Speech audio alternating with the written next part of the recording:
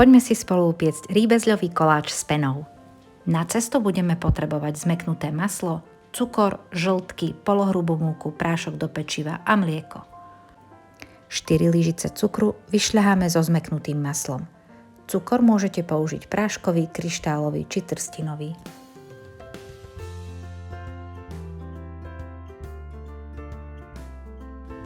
Postupne po jednom pridávame žltka.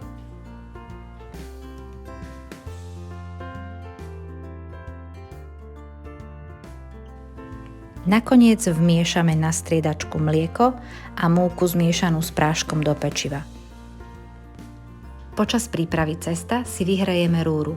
Zapneme ju na horný a dolný ohrev 180 stupňov.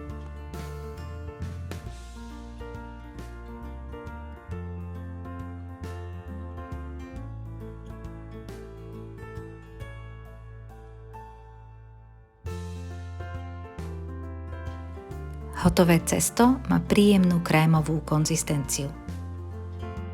Klasický plech v rozmere 30x40 cm si vymastíme maslom a vysypeme múkou.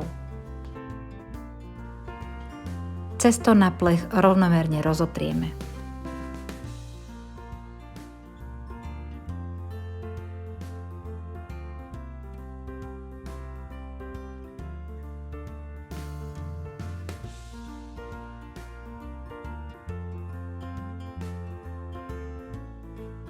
Pečieme vo vopred vyhriatej rúre na 180 stupňov Celzia asi 20 minút. A medzi tým si vyšľaháme penu. Budeme na ňu potrebovať bielky, krupicový cukor, kukuričný škrob a rýbezle.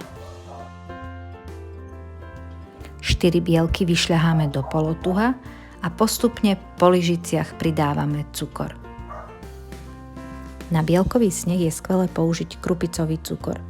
Nie vždy ho však dostať a preto ak ho nemáte, kľudne použite aj kryštálový.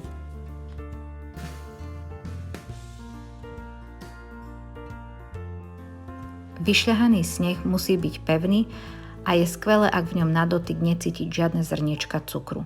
Preto šľahajte aj 10 minút.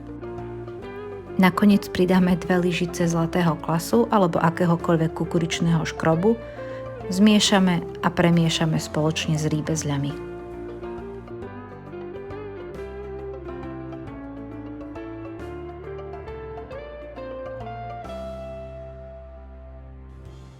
Rýbezle by mali byť dobre odklapkané od prebytočnej vody. Ak chcete použiť mrazené, nechajte ich najprv rozmraziť a tiež dobre odtiecť.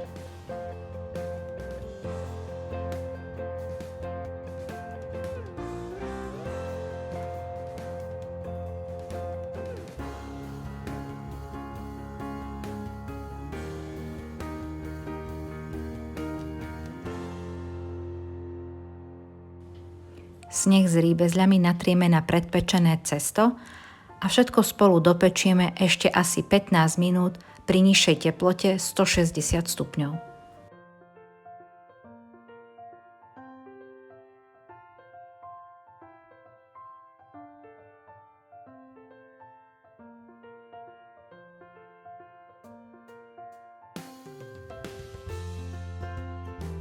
Koláčik necháme dobre vychladnúť a až tak nakrájame. Prajem vám dobrú chuť.